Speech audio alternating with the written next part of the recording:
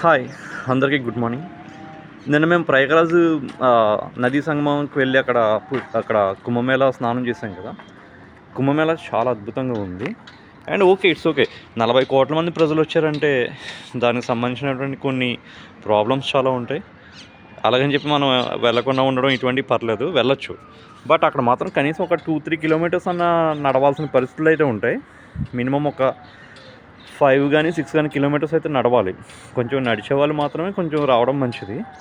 అదేవిధంగా చాలామంది పిచ్చిగా వాళ్ళు వస్తారు, కుంభమేళా స్నానాలు చేస్తారు. ఒక్కొక్కడు 20 లీటర్లు, 30 లీటర్లు, 40 లీటర్ల వాటర్లు తీసుకెళ్తున్నారు. సరే, యంగ్ వాళ్ళు, మోయగలిగిన వాళ్ళు తీసుకెళ్తున్నారంటే ఓకే. ముసలి వాళ్ళు కూడా చాలామంది తీసుకెళ్తున్నారు.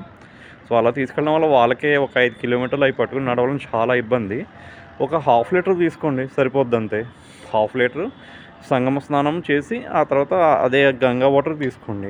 దాన్ని తీసుకెళ్ళి ఇంట్లో కలుపుకోండి, లేదా మీకు తెలిసిన వాళ్ళు కొంచెం కొంచెం ఇవ్వండి వేరే వాటర్లో కలిపి. సో అది ఇబ్బంది ఉండదు. అండ్ ఈరోజు ఇప్పుడు జస్ట్ నైట్ ప్రయాగరాజ్ అయితే విపరీతమైన చాలా చాలా చాలా చాలా దూరం హైవే అంతా కూడా బ్లాక్ అయిపోయింది. అంటే చాలా వాహనాల రద్దీ ఇవన్నీ ఉండడం వల్ల చాలా వరకు బ్లాక్ అయిపోయింది. సో దానివల్ల మేము నైట్ 12కి వస్తే అయోధ్య వచ్చేసరికి మార్నింగ్ 7 అయింది, 7:30 అయింది. అయోధ్య వచ్చాం, ఇక హోటల్కి వచ్చాం, చెక్-ఇన్ అయిపోయింది. ఇప్పుడు మళ్ళీ స్నానం చేసి రెడీ అయిపోయాం. జస్ట్ ఇప్పుడు మళ్ళీ అయోధ్య టెంపుల్కి బయలుదేరుతున్నాం మేము. అండ్ ఓకే, అంత బాగానే ఉంది. కానీ వచ్చే వాళ్ళకి టిప్స్ మాత్రం ఏంటంటే, మెయిన్ మీకు సాధ్యమైనంత తక్కువ లగేజ్ మాత్రం తీసుకురండి. ఈ కుంభమేళాకి వచ్చినా సరే, అయోధ్యకు వచ్చినా, కాశీకి వచ్చినా సరే సాధ్యమైనన్ని తక్కువ బట్టలు తీసుకోండి, తక్కువ లగేజ్ ఉండేలా చూసుకోండి, ఓకేనా? ఎందుకంటే అంతంత లగేజ్ పెట్టుకుని 2-3 కిలోమీటర్లు, 4-5 కిలోమీటర్లు నడవాలంటే చాలా కష్టం. నైట్ ఎండ ఎక్కువగా ఉంది, రాత్రి చలి కూడా చాలా ఎక్కువగా ఉంది. అండ్ ప్రయాగరాజ్ స్టేషన్ నుంచి కుంభమేళా ప్లేస్కి వెళ్ళాలంటే ఒక 3-6 కిలోమీటర్స్, 7 కిలోమీటర్స్ ఉంది. దానికే మనకి ఆల్మోస్ట్ 3-3.5 అవర్స్ పడుతుంది, ఓకేనా?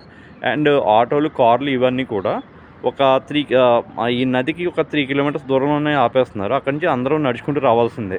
ఓన్లీ వీఐపీ పాస్ ఉన్న వెహికల్స్కి మాత్రమే వాళ్ళు అలౌ చేస్తున్నారు.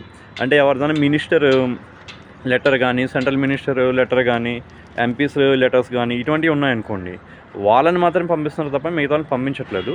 సో ఒక 3-4 కిలోమీటర్స్ నడవడానికి రెడీ అయిన వాళ్ళు మాత్రమే రండి. అండ్ తిరిగి వెళ్ళేటప్పుడు కూడా ఒక 3-4 కిలోమీటర్స్ అవతలే ఆటోలను ఆపేస్తున్నాడు. సో తిరిగి వెళ్ళేటప్పుడు కూడా మనం ఆ నది మీద ఉండే వంతెనను దాటుకుని వెళ్ళాలి. అదో 2 కిలోమీటర్స్ ఉంటుంది. ఆ తర్వాత ఆటోలు ఇవన్నీ రావడానికి ఇంకో 2 కిలోమీటర్స్ ఉంటాయి. సో టోటల్గా ఒక 4-5 కిలోమీటర్స్ నడిచే స్టామినా ఉన్న వాళ్ళు మాత్రమే రండి, ఓకేనా? అందుకని ముసలి వాళ్ళు వచ్చి, హ్యాండిక్యాప్డ్ వాళ్ళు వచ్చి అక్కడ మాత్రం ఇబ్బంది పడకండి. మనకి భక్తి అనేది మన మనసులో ఉంటే చాలు, భగవంతుడు మనల్ని ఆశీర్వదిస్తాడు. మనం అక్కడ వెళ్ళలేకపోయాం అని బాధపడక్కర్లేదు. మనం ఇక్కడే ఉంటూ మీ మనసులను ప్రశాంతంగా నదీ సంగమ స్నానాన్ని, త్రివేణి సంగమం ప్లేస్ని మీరు తలుచుకోండి, పరమేశ్వరుని ధ్యానించండి. ఆ ఫలితం మీకు ఖచ్చితంగా వస్తుంది. బట్ ఓపిక ఉన్న వాళ్ళు మాత్రం ఖచ్చితంగా వెళ్ళి తీరవలసిన ప్రదేశం అది. వాటర్ అయితే చాలా క్లీన్గా ఉన్నాయి. 40 కోట్ల మంది స్నానం చేసినా సరే వాటర్ చాలా క్లీన్గా ఉంది. దయచేసి అందరూ కూడా వెళ్ళండి. ఓపిక లేని వాళ్ళు ఇంట్లో ఉండి మనస్ఫూర్తిగా నమస్కారం చేసుకోండి, ఆ ఫలితం అనేది వస్తుంది. బట్ లగేజ్ మాత్రం చాలా తక్కువ తీసుకెళ్ళండి, అదే మీకు మంచిది, ఓకేనా? లగేజ్ చాలా తక్కువ తీసుకెళ్ళండి. అండ్ ప్రజెంట్ నేను అయోధ్యలో ఉన్నాను. ఇంకొక 10-15 నిమిషాల్లో మేము అయోధ్య టెంపుల్కి బయలుదేరుతాం మేము, హోటల్ నుంచి చెక్-ఇన్ చేసి. అండ్ ఒకసారి అయోధ్య వ్యూ చూడండి, నాకైతే బాగానే నచ్చింది. మీకు నచ్చుద్దో లేదో తెలియదు, ఓకేనా?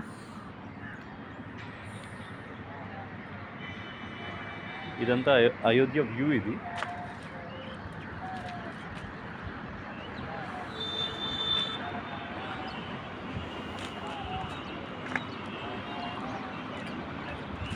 ఇప్పుడిప్పుడే డెవలప్ అవుతుంది.